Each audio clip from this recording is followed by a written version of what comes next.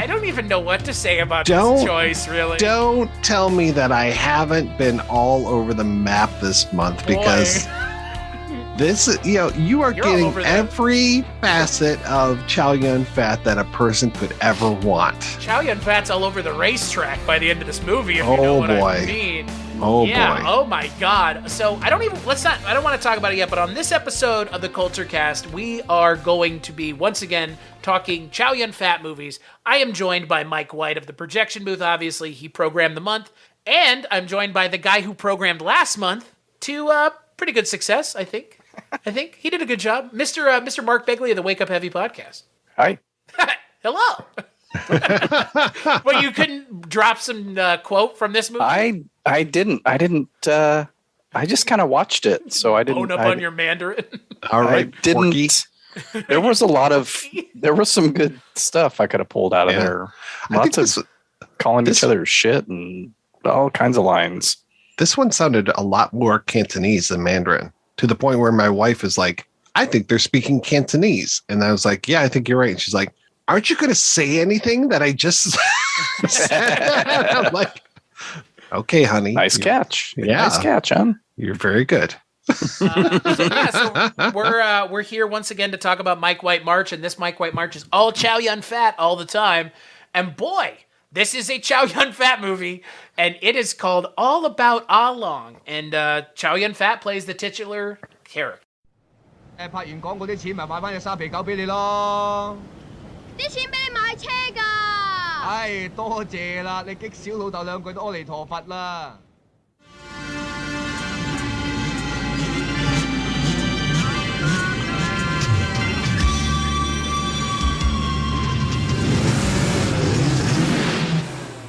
哥仔，係阿郎同邊個生？你唔好負啊，我丙你㗎。走得快，有杯住你唔好走啊嗱，掟你咩咩，中你咩咩。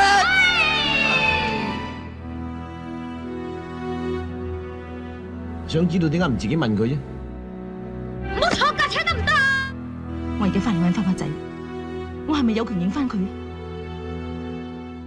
你應該記得10年前你生過個仔，你唔要，後尾叫你阿媽湊嚟監護，話個仔係我，你跟住不知所蹤。我已經訂咗機票同你翻美國。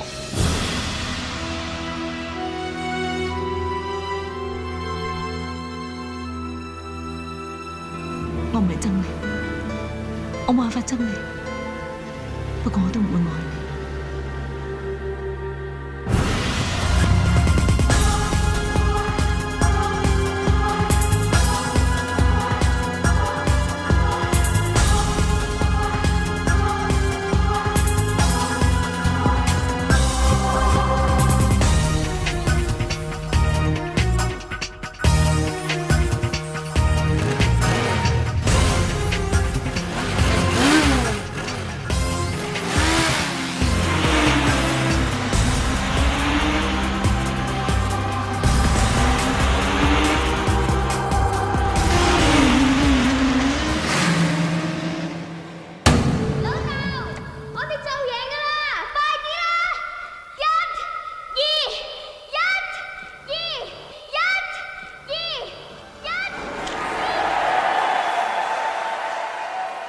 你知唔知點解？我點解叫個仔叫波仔？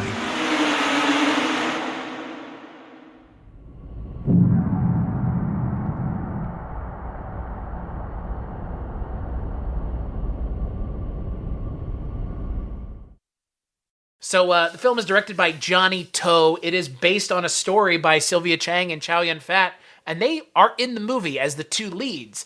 And the screenplay is not by them, though, but the story idea came from them. And what is the story about? The story is about AhLong, played by Chow Yun-Fat, a single father trying to raise his son, aptly named Porky. The mom left because of reasons, I guess. Reasons that you'll find out throughout the hour and a half runtime of the movie. But Mike, I will ask you, as I have asked you so many times before, and now I will ask you once again, why this movie? Well, I had never seen this movie before, and it was just one of those, like I had this in my head as far as like, oh, great Chow Yun-Fat performances. All About AhLong is one that is touted, but I didn't know why. I didn't realize that he had won like Best Hong Kong Film Award, Actor Award. I know that I've seen Johnny To stuff before, but Johnny To, like, especially a few years after that, just became really big. I think it was like post handoff, takeover kind of stuff. Like he really seemed to get pretty darn big. I think this is where his career kind of turned into a little bit more of a serious director. I was like, okay, cool. And yeah, I just wanted to see it. And I'm kind of glad I did. It is definitely so different than the movies we've watched this month. Oh boy, that might be putting it lightly even. Holy shit. Mark Begley, I know that you're a huge fan of this movie, long-time watcher, first-time talker. No, I'm just kidding. What did had you heard of this film before? Was this your first time watching it? I have not heard of this film. I am, like I mentioned to you, I think my Chow Yun-Fat knowledge is next to nil. And I can count, I think on one hand, the movies that I know for sure of his that I've seen. Crouching Tiger, Hidden Dragon, City on Fire, and I think one of the John Woo films. So I knew this would be different than what I think of when I think of Chow Yun-Fat, which is the double guns shooting at everybody.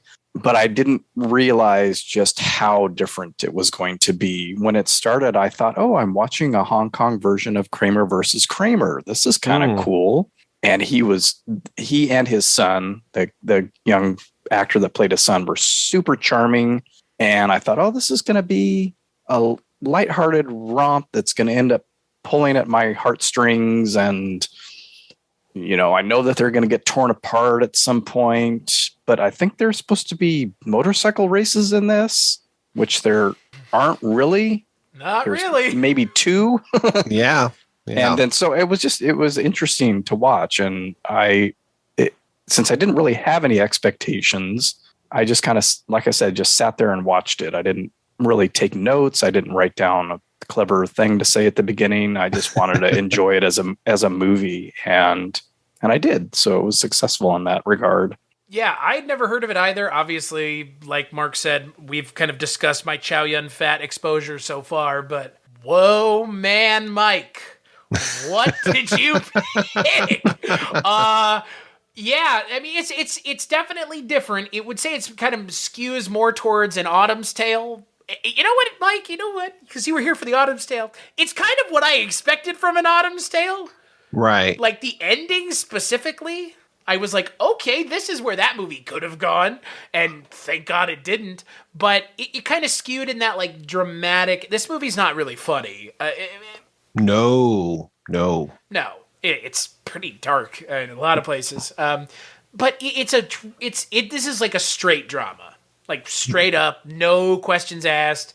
A very much. Here's what you're here for. You're here for Chow Yun-Fat and getting to see his dramatic acting chops on full display. Because this is of all the movies we've watched this month, this is the best Chow Yun-Fat movie, I think, without question. I mean, you get to see him show the most range of anything we've seen, but this is a dick kick of a movie. Just like firmly a dick kick.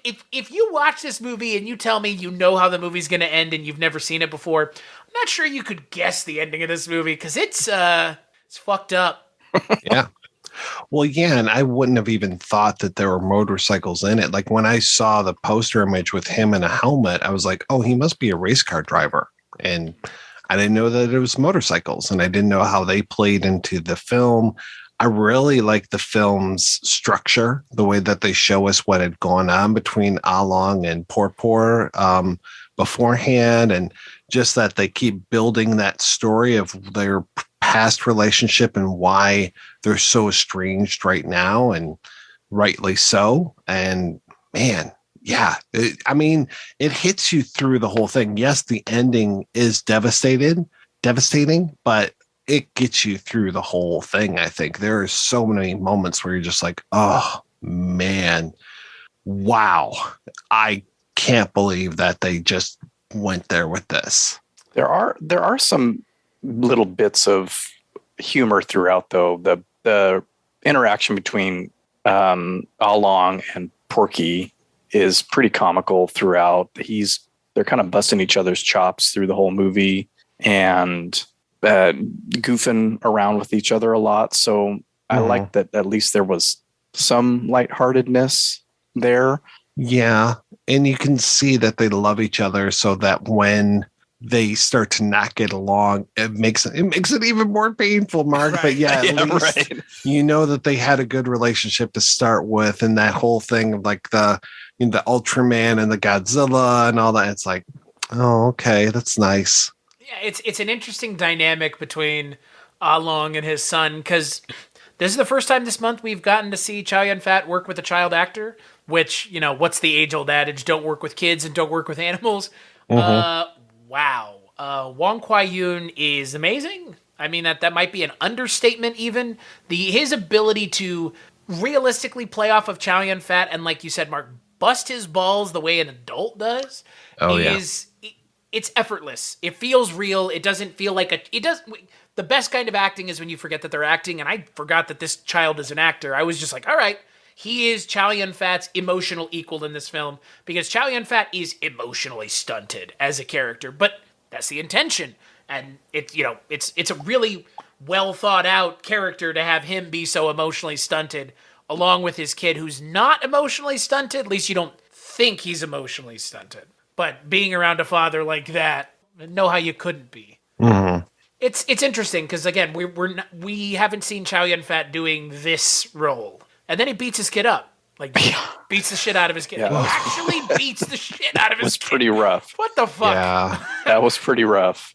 I was worried for that kid a number of times in the movie, just when he's dragging along that earth mover or dump truck or whatever it is. Yeah. And I'm like, the tires, and just riding around on a Vespa all around town had me. And it's the kid. It's not a little stunt guy. Right. But that, I just kept thinking of Kramer versus Kramer during the movie. And that opening scene was like once Dustin Hoffman and his son in that movie finally hit their groove.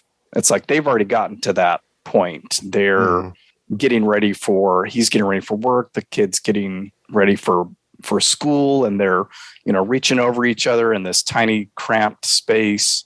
One of them's taking a shower while the other one brushes their teeth and going back and forth and all that. He's taking a shit. Yeah. Taking a shit in the shower. And it stinks. What have you been eating? Right. Yeah. Those Chinese showers or Chinese bath, Chinese toilets. When I saw that, I was just like, oh, thank God I never had to use one of those. You went into the into the movie theater, and they had all Chinese toilets at the movie theater I used to go to. And it's just like, oh man, like they had urinals, thank goodness. But if you wanted to go number 2, you had to pop a squat. It's a hole in the ground, baby. Yeah. Take a little squat. Take a little moment to yourself to squat over that hole. It's like the squatty potty. It's supposed to be good for you. Yeah, Come on. Yeah. Hey, when I was in natural India, way to do it. When I was in India driving around and going places that weren't in the city, it's the hole. I'm curious, do people in India that you saw, because like guys in China, they do this thing where they just, like, if they're hanging around waiting for their friends or whatever, smoking cigarettes, they will crouch like that. And I'm like, God, that looks so uncomfortable. But it's just like the Chinese crouch. I don't know if that's like an Asian crouch. Yes. It's okay. I don't know. I'd have to think about it. It's not that let me put it this way. I didn't notice it enough to I didn't notice it enough. So I'm not agreeing, but I'm not saying that I don't remember it, because there may have been the case. Okay. Been to South Korea and Hong Kong. Trying to think if they did it there. I know what you're talking about, though. I can see it in my head. Right. I can see exactly what you're talking about. Especially if you're smoking a cigarette. Yeah, I don't get it. I mean, hey, you know what? Look, I'll tell you what, man. Chow Yun-Fat smoking a cigarette. Is there you look so fucking cool, man. So effortless. Cool. But I will tell you guys, I gotta tell you, that haircut. Oh my God. That little orphan Annie shit. I was. Oh, what a dope. I had to He looks double check. Such a dope. I had to double check the date of the film. I'm like, wait a minute. I thought this was like late 80s. That looks like mid 70s. It was rough. And I mean, that was the best part of the movie when he comes out to motorcycle later on in the movie, and like the flashbacks where he's got his regular Chow Young Fat cut. Yeah. I was surprised. He looks like a dork throughout 90% of the movie with that haircut. But then at the end of the movie, like you said, he shows up and he's sexy again. Yep. Sexier. I mean, he's, Chow Yun-Fat's a good looking guy. He's always sexy, Holy shit. Yeah. But man, to have this character that he's playing with the with the emotional roller coaster he goes on, it truly is like a roller coaster, because you find out things, like you said, Mike, like that just are terrible. And it's not just him, it's her mom too. There's this so Chow Yun-Fat's character is into illegal street racing, and she's giving birth to their son, and her mom, because I guess her mom hated Chow Yun-Fat so much, told her that the baby didn't survive. Yeah. So she left to go to the United States, and I was a little confused about some of the plot points. Yeah. And that was one of them. I kept trying to suss that out. Like, okay, what happened? How did he end up with the kid? Mm-hmm. And the flashbacks weren't really helping, because, okay, he's in prison, but the mom comes with the baby. So she gave it to him when he got out, which seems kind of weird. And who was on the motorcycle with him? Okay, I didn't understand why he was in prison. I assumed it was that illegal street race where he wrecks, and that's when he messes up his leg.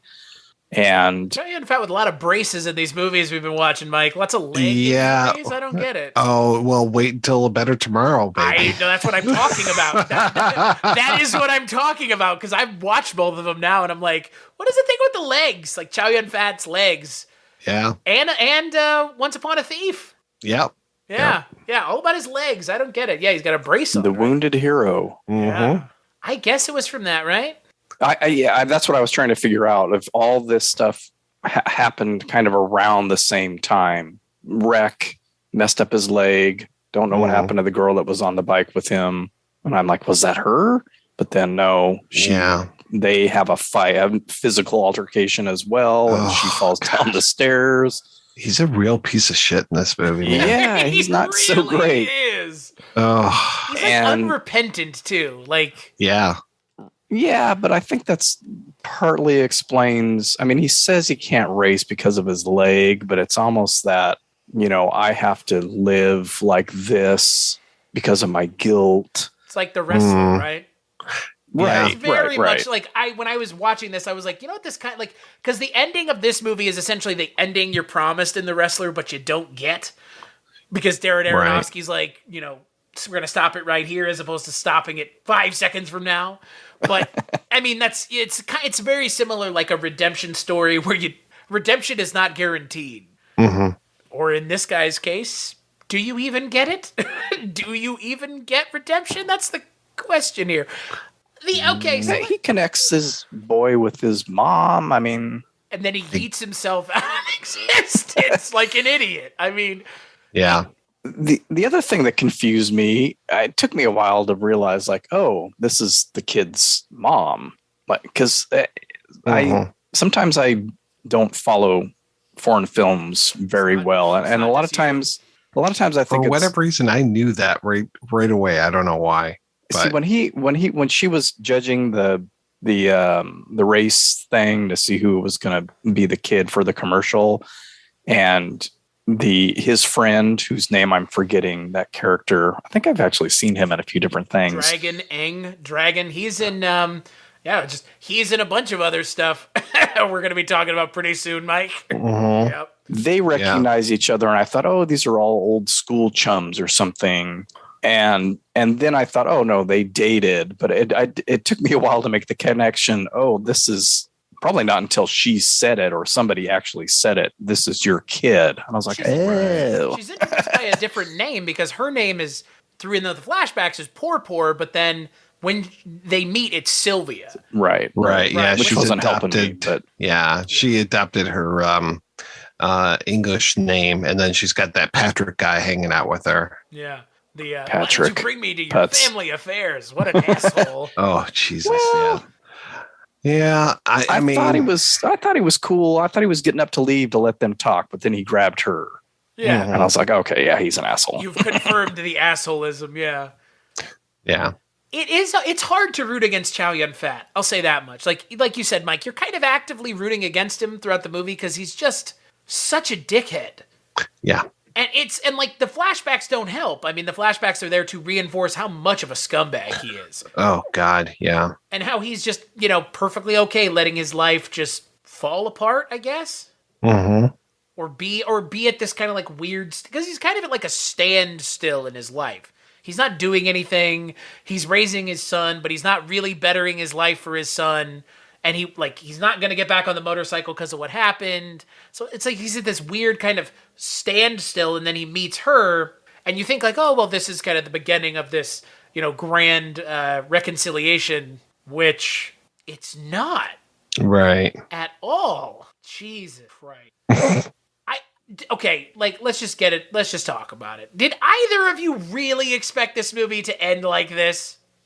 No. Did the movie telegraph that it would go there in any form or fucking fashion? I figured he'd hurt his leg again. Right.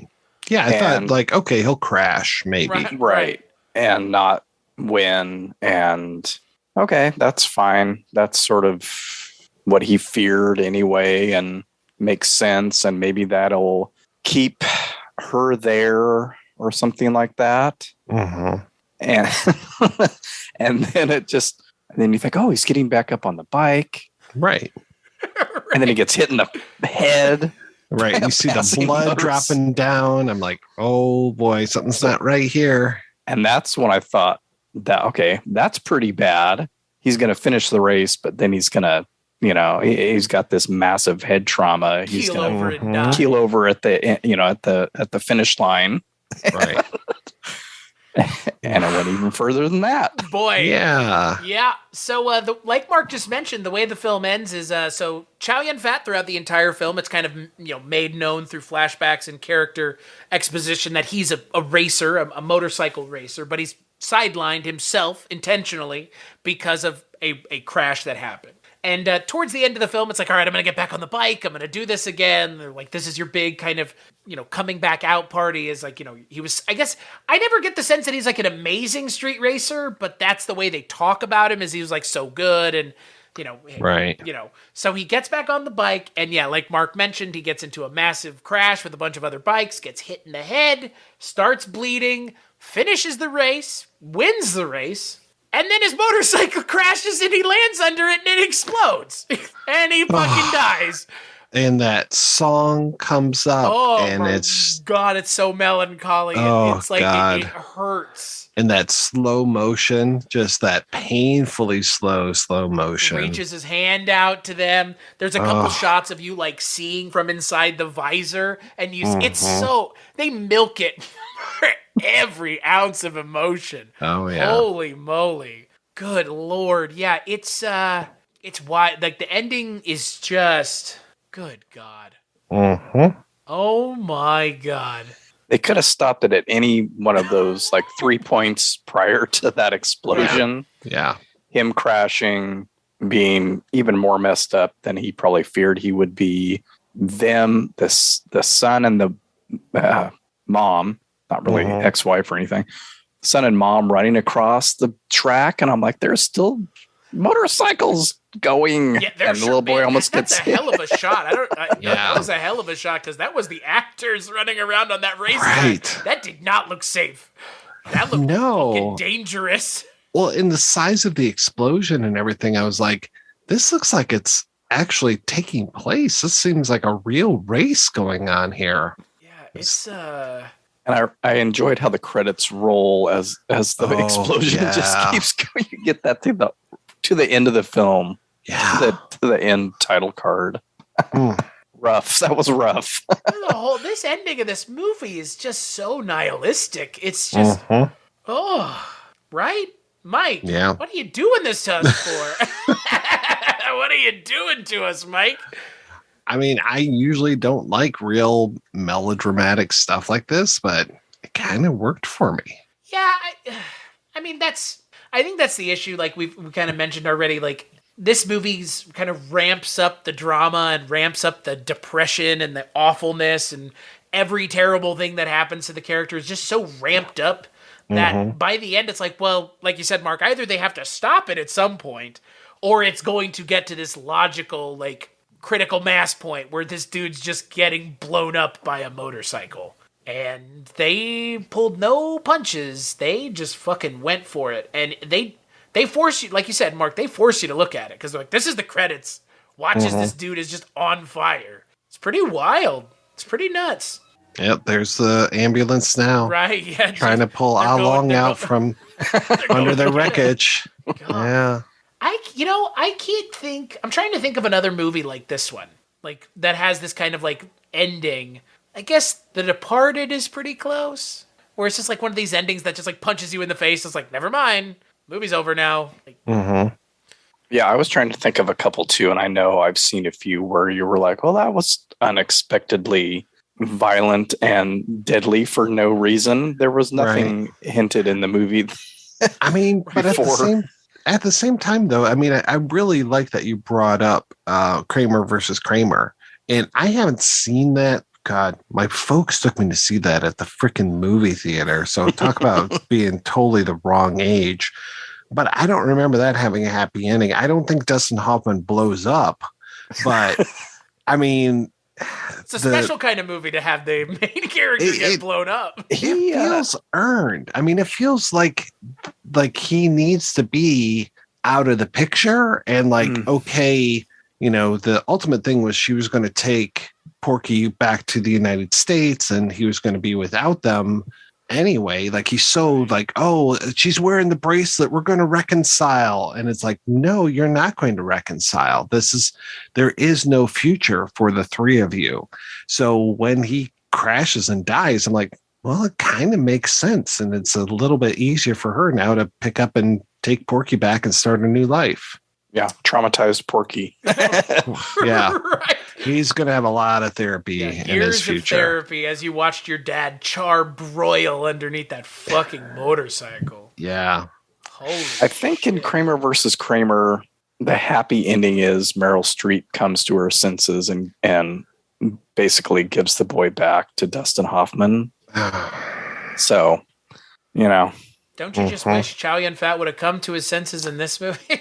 No. Right. I would agree with you, Mike. There is this kind of sense of we were talking about something else recently. He is kind of playing his character from An Autumn's Tale. He really is. It's that same, like, I'm living for the now. I don't really give a shit about anybody else. I mean, in this movie, he cares about his son, but, like, that's it. I mean, it's almost not even by choice. It's almost by obligation and duty that he has to take care of his son.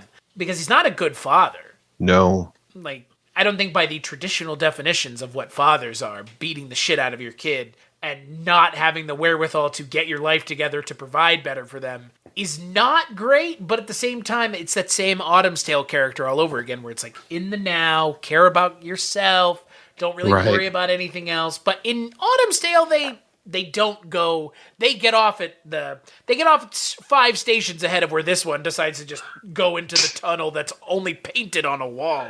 It's like, here we go, folks. Complete and utter derailment. Right. Well, and he's immature. It's almost like two kids living together. Right. Yeah. And so that, for me, explained kind of that dynamic where you're saying he doesn't really act fatherly. That the swearing at each other, the constant kind of back and forth, your shit smells, all that kind of stuff. I mean, I'm sure there are dads that talk to their kids like that, but or pantsing him in the middle of the street and the sidewalk, that was bizarre. It's like, what is this? It's like two 10-year-olds, however old Porky is. It's like he's the same age. Well, look at the restaurant scene where where he orders what he's having. Yes. Yeah. And it's a kiddie special. It's like a fucking piece of cake with a sparkler sticking out of it. Right, exactly. If that's not the movie kind of cluing you in. Yeah, I think, again, like I mentioned at the top, like there's this emotional disparity between the two characters, like an emotional maturity disparity between the two. And it's obvious. I mean, again, that's why she left. That's why Sylvia Chang's character left. She left because he's completely unable to be an adult.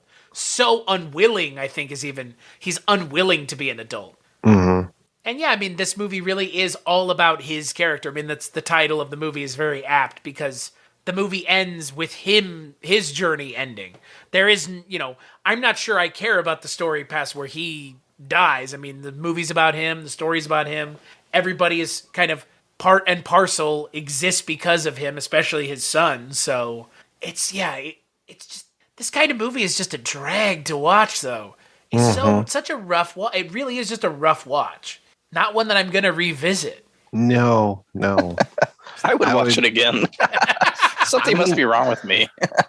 I would watch it again to get a little bit more out of the story, just because at first those flashbacks were a little confusing for me, and just who is who and who's related to who and that kind of stuff. I think I would probably get more out of it on the second watch, but I don't know if I'm about to hop into a second watch anytime soon. No, it won't be anytime soon for me. No. It's not like this, that's the other thing that I did appreciate. This movie is an hour and a half. These kinds of movies normally aren't an hour and a half. Yeah. They normally bloviate for, an extra hour of God knows what depressing shit. I mean, that's the thing. You have this movie that kind of ramps up the tension and the depressingness right at the end, as opposed to spending, like atonement for an hour of time doing it. It's like, maybe just go fucking pull the Band-Aid off and smash the guy into a wall and let him blow up. Who cares? Mm-hmm. Boy. Yeah, why not? They're just playthings anyways on somebody's computer that they're writing it on, so... And, when you think about the characters that way and they just do whatever you want with them, and it, like you said, Mike, it does make sense. It's not out of left field completely. It's like all of a sudden a character just got killed by a meteorite when they were walking down the street. Like, what the fuck movie is this? But I think it makes sense. If it had been a car movie, that's how it would have ended. They would have ended in a fiery crash to, bring the film to its kind of inevitable conclusion. I think my issue with the motorcycle stuff is it feels like they could have put more of it into the movie. Yeah, I agree completely. Because, it feels a little left field. And, I mean, we get in the flashbacks, but it's like bring some of those flashbacks a little earlier. Like, say something about how, I ride this Vespa, but, I used to ride a lot faster vehicles or something like that. Right. Or have him race one other time. Don't make this be like the race that ends it. I don't know. That for me, I think, was kind of the big issue because, again, like you said, it has the motorcycle on the poster. You know that he's an ex-motorcycle kind of street racer, but to have the giant conclusion to this movie be him on the motorcycle dying, it's like that just kind of... It's not out of left field, but that's not where I thought the movie was going. That's not the movie's ending that I would have imagined.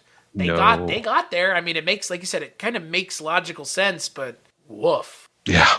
Well, when I read the description, I thought, okay, he's going to be a racer who doesn't have time for his kid.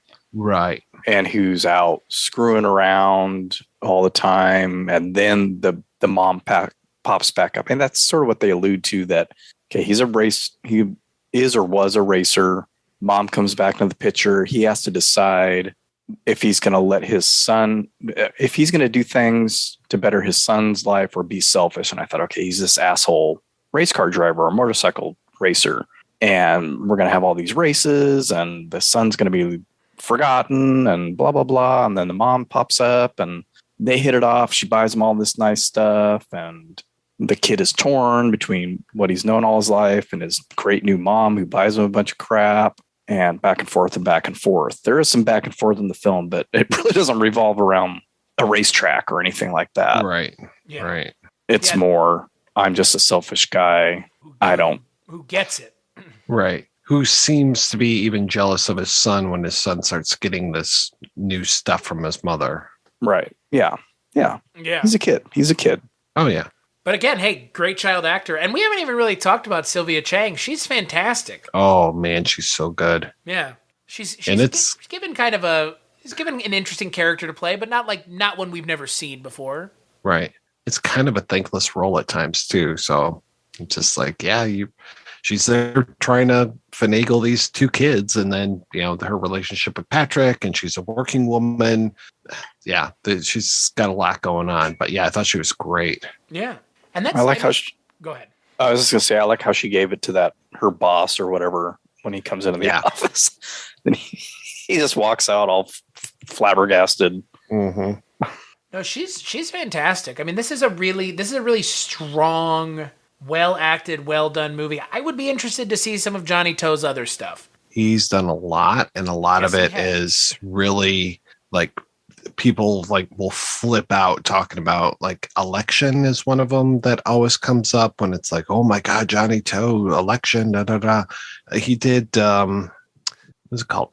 Exiled as well. I remember seeing, what turned me off from him was one called Full Time Killer that I watched, and I was just like, I do not like this movie at all. So then when people were going on about like Mad Detective and stuff, I was just like, okay. Actually, I think I saw, did I see Mad Detective? I think I saw My Left Eye Sees Ghosts. I have to say, for me, and this might be sacrilege saying this when it comes to Johnny To, for me, it's all about the first Heroic Trio. And then like the second Heroic Trio, it's just so fucked up. It is like the first Heroic Trio is this fantastic 3 women superheroine film. Anthony Wong is in it playing a great villain. There's some kind of messed up moments. There's a baby death in it that you would not expect. Like, you would never see that in an American film. I really like the first one. And then the second one, suddenly it's like the post-apocalypse. And it's like, whoa, what just happened? Where am I with this movie? And I don't remember liking that one at all. What is that movie called? The Heroic Trio. And the second one is called The Heroic Trio 2 Executioners. Interesting. But Heroic Trio is 93, and that's Maggie Cheung, Michelle Yeoh, and who is the third one? Anita Mui. So 3 just fantastic Hong Kong actresses, and there's lots of great stuff going on in it. Interesting. I want to see that kid actor in some other stuff. He was great. Well, you won't see him anymore. I mean, he got all messed up with drugs. I'm just kidding. I don't know what happened to him. He probably went on to have, unlike a lot of his American counterparts, he probably went on to have a relatively normal life. What if he kept acting with Chow Yun-Fat? Boy, yeah. I'll tell you, man. Chow Yun in this movie, though, holy cow, Chow Yun-Fat. That scene was disturbing, but I gotta give him credit for like actually having a fight. It looked super real. It looked real to me. Mm-hmm. Mm-hmm. It looked real bad. Yeah, and it made you feel stuff, right? Yeah. Oh yeah. Sure did. He seems to still be acting. Oh, okay, good. I'll have to check it out. Excuse me. He stopped acting in 2007. So yeah, still acted for a while. Yeah, that's almost 20 years. Yeah. Yeah. Oh man. Like I said on the Autumn's Tale episode, like, this is so far from the kinds of movies that I like, but I'm kind of being swayed a little bit more by watching more of them. I'm like, I think I could, manage a deeper dive into these, like, just purely dramatic films. I don't know. For me, when it comes to like pure drama stuff like this, it's really got to be like a really compelling performance. Or in like a world that I'm really interested in. Because, like, you could make the case that Godfather and Goodfellas are purely dramatic pieces because they're not action movies. They're gangster movies. But they're pretty much dramatic pieces, and, like, Goodfellas is one of my favorite movies. So, I don't know. I think it's more like drama with some levity brought to it. Mm-hmm. Because, again, this is a pretty smileless, happy, fun movie. I mean, it's not fun. It's not happy. So, I don't know. I think that's maybe more my issue, but that's a me problem, not a movie problem. It is. I mean, it is. Like, yeah. As someone who talks about movies, you have to be able to distinguish between it's a you fucking problem and it's a movie problem. This movie's great. It's just not my kind of movie. Exactly. You can't sit here and go, oh, that's a bad movie. It's like, no, inherently, it is not bad in any definition of the term. You know, great acting, great direction, great editing, lighting, all this stuff. It's like, you can't just sit there and pick apart me like that's just a inherently bad film. No, it's just not. It's not our kind of movie. No. Yeah. It's like, it's Oscar seasons, folks. And looking at the sheet of things that are nominated, it's like, I don't want to see most of these No, movies. There's a reason why you haven't rushed out to see any of this stuff, because they just look fucking boring, a lot of them. And that's the thing about this movie is like, this is for me like an Oscar movie. Again, this won the equivalent for Chow Yun-Fat. So it's the same thing where it's like, when I take an hour or two of my day to watch something, I would like to somewhat be entertained and not feel like someone has been using my nuts as a speed bag. I don't want to watch fucking The Power of the Dog. I don't want to be depressed for 2 hours. Like, life is depressing enough. I don't need it reaffirmed by Benedict Cumberbatch killing somebody or God knows what happened. I don't even know what happens in that movie. I heard Sam Elliott said no fucking gay cowboys. That's what I did here. I heard no gay cowboys. Hey, man, no. I've listened to enough Village People that I know there's at least one gay cowboy out there. Willie Nelson did a song about gay cowboys, okay? Yeah. Cowboys are secretly fond of each other. And they are. So what? Who cares? Get over it. But gay cowboys. Speaking of gay cowboys, Jesus Christ, Oscar bait in and of itself. But yeah, I think to cut directly to the point, All About AhLong just feels like an Oscar movie to me. And those movies for me aren't something I go out of my way to watch any more than I'm going to go watch Spencer or Being the Ricardos or shit like that. Like, if somebody wants to watch it, I will sit down and watch it with you, but far from the kind of movie that motivates me to go to the movie theater and watch it. And All About AhLong's kind of in that. But Chow Yun-Fat's just so damn good that I kind of don't care, because he's just so damn charismatic, that man, even with his dopey ass hair. So I would ask you, Mark, what other Chow Yun-Fat movies you've seen, but you already answered. So yeah, I think I mean, I honestly, those are the really only ones I can remember specifically, knowingly sitting down and watching. I want to say that I most likely watched a few other, because my friend who rented City on Fire for us would always go to the Chinese supermarkets and rent films, and we would watch some, and some were action, some were kung fu, some were other things, a lot of anime as well. And I'm sure at some point we watched a couple others.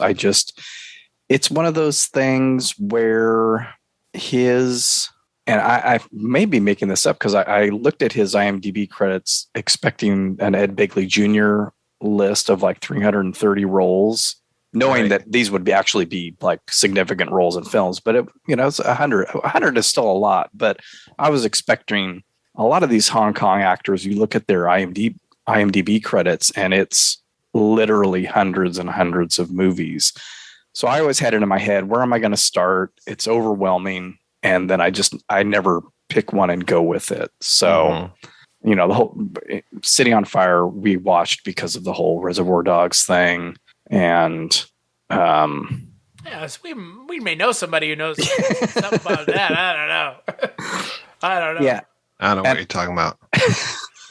Who do you think? And honestly, I think I read about that first in Film Threat, I believe, because I know I had a subscription to Film Threat back then. So I doubt that I saw Mike's movie at any point, because there was no such thing as YouTube back then. But anyway, Mike's one of the OG pre-YouTube stars. Yeah, Mike had passing a viral around the video. tapes. Yeah, Mike had a viral video before people could upload shit to the internet. That's impressive, man. That's tape trading. Damn. Oh yeah. Yeah. But yeah, those are the only ones I can pick specifically that I've seen. Like you mentioned though, Mark, like I was kind of expecting the same thing with Chow Yun-Fat, because again, as an American who has only seen about as much as you had, I've seen the third Pirates of the Caribbean movie. You missed that one out. That's the only one you didn't mention. I know. Oof. Yeah, right. Not missing anything. I think my daughter's watched all of the Pirates of the Caribbean movies, so I expected to like look at his thing and be like, oh my God, Mike has so many things to pick from. But you did like 100, but still, like, it's not like as much as I thought. It's not like Amitabh in Indian cinema or any of those actors where it's like, that's a fucking afternoon for me. 100, like, get on my level with 250, man. Like, Yeah, I totally get it. It is funny, though. Chow Yun-Fat played 2 roles in the same movie 3 times. So, you know. I saw that when I was looking at his filmography on Wikipedia. Played 2 roles. Played 2 roles. I was like, what? From cool.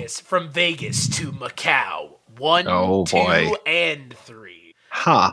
I haven't even heard of those ones. And in that movie, he plays a character whose name is Ken. No relation, though, I'm sure.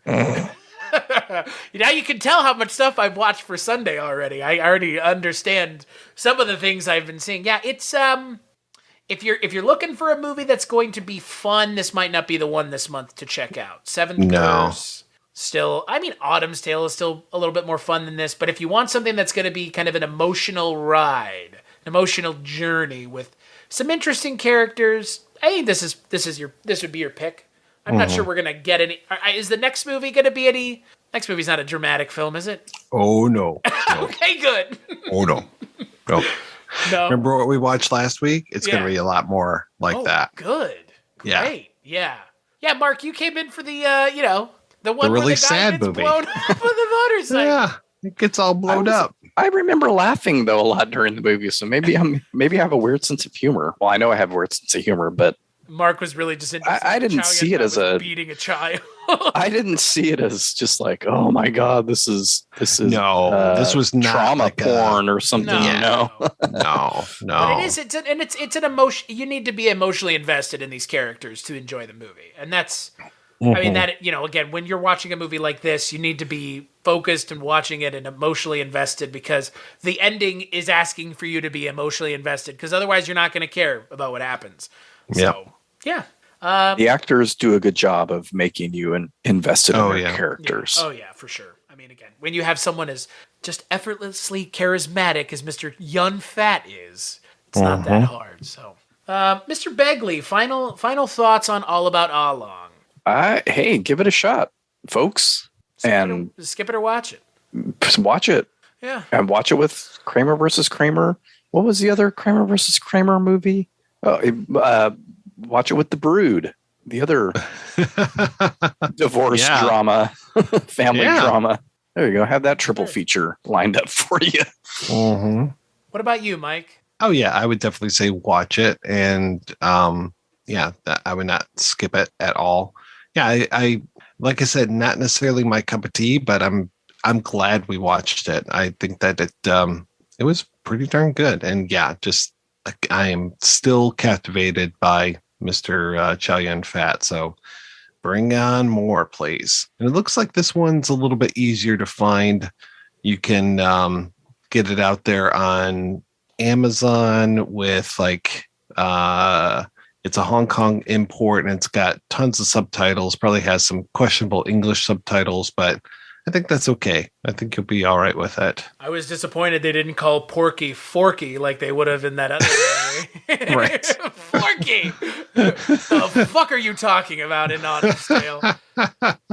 Yeah, I would say, again, definitely check this movie out. If you're able to find it, again, that was kind of the issue with the last things we watched. It's like, this is impossible to find. But if you're looking for something you're into Oscar movies or you're into really pure dramatic films and you want to see Chow Yun-Fat really doing that to the hilt, this is the movie for you because, man, he's great in this movie. And he, once again, carries the movie on his back. And unlike Seventh Curse, he's in this the entire time. And, what we said in that movie, he made the most of what he had, which was very little. And in this, he's given the entire movie. And sometimes actors get complacent, right? I mean, it's like, oh, he gave me the whole movie. But in this, it's like, no, he's great throughout. So the emotional core of the movie is definitely Mr. Yun-Fat. So on that note, let's take a break and we'll play a preview for the final episode of Mike White March. Raging unseen behind a dark empire, a secret power bids for the soul of a city, steeped in the blood of an undeclared war, haunted by memories of betrayal and driven by revenge. A fallen warrior will battle a nemesis, seduced by the promise of absolute power. In a conflict without limits, the fire of retribution will consume all who stand in its way. Chow Yun-Fat.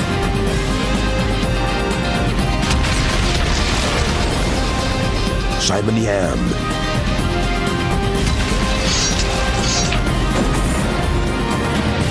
And Anthony Wong.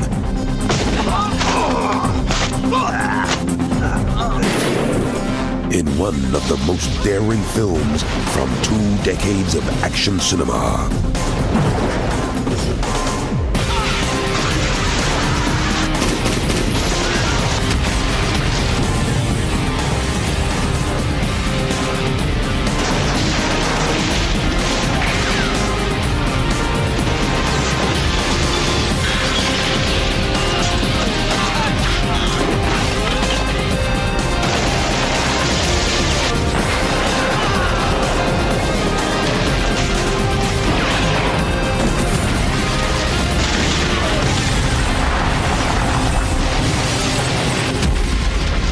Full Contact.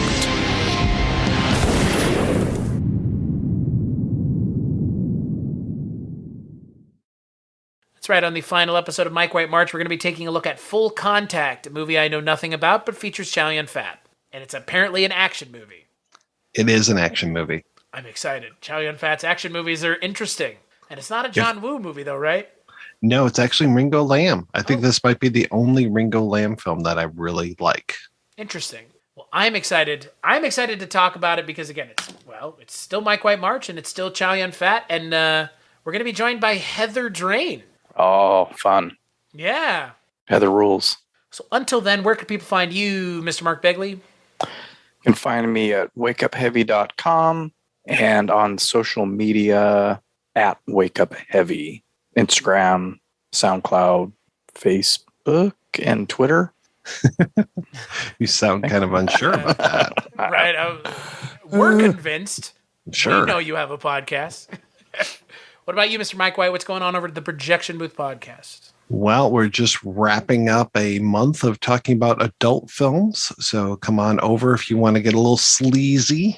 We've had some really good discussions, including one with actually two with Heather. So if you want more Heather Drain, come on over. So, and then in early April, there's going to be an Ego Fest that is going to run. Gosh, this thing's probably going to be about 4 or 5 hours. And Mr. Mark Begley co-hosts that with me. So thank you again, Mark. What? Yeah, Wow. it's wild. So as for me, cstachu.com, cstachaw.com. That's my link tree. Go there. All the stuff that Mike and I work on. Episodes of Mark's show that I've been on. Episodes. I've been on everybody's stuff, and everybody's been here. So we're all kind of all over the place. Shabby Detective, all kinds of stuff. cstachu.com. That's where you would find it. Oh, I was just going to say, I have a funny little story that I discovered today that relates back to last month's Begley on Begley Action Month, which I thought was kind of funny. So I was watching Dead Man earlier today, and I could have sworn that Ed Begley Jr. was in it. Don't ask me why. This guy looked like him. And I thought, I missed that on his credit list. So it led me to look and Google, is Ed Begley Jr. in Dead Man? He's not. All this weird stuff came up. So an article from 1984, Rolling Stone came up. This was at the height of St. Elsewhere. It's a pretty fascinating interview with him. You should read it. And towards the end, the author wrote this about him. He established an offbeat comic presence in so many split-second screen appearances and eccentric character roles that one could create a cult movie retrospective. Ed Begley Jr., a study in the cameo.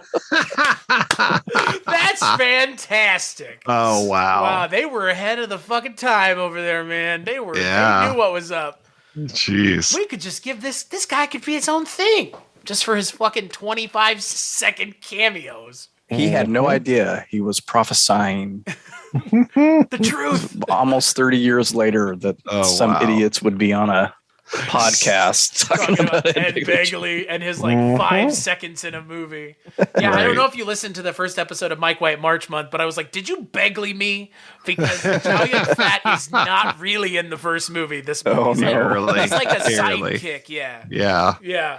Just shows up, smokes a pipe, and then goes away. Shows up with the rocket launcher at one point. Damn straight he does. That's what everybody's going to do to you from now on, Chris. Right. Yeah, we're gonna do Jeff Goldblum month. It's just like movies. It's just Annie Hall, which he's in for one fucking scene. Like, Right. okay. You could do. There's a couple. Yeah. The Sentinel. Yeah. What are some other Invasion of ones? the Yeah. Body Snatchers? Death Wish. Yes, Death Wish. That's right. Was he in Invasion of the Body Snatchers? Yeah, Yeah, he has but a, he's he got a has a pretty little good bit. role. Okay, Yeah, that's he what has I a thought. I thought decent he had like role a in role. Yeah. The Sutherland one, right? Though. Right. Well, on that note, folks, it's time to end the show. Mark, Mike, thank you so much for joining me. As always, you know where to find the show, and we'll catch you on the next episode.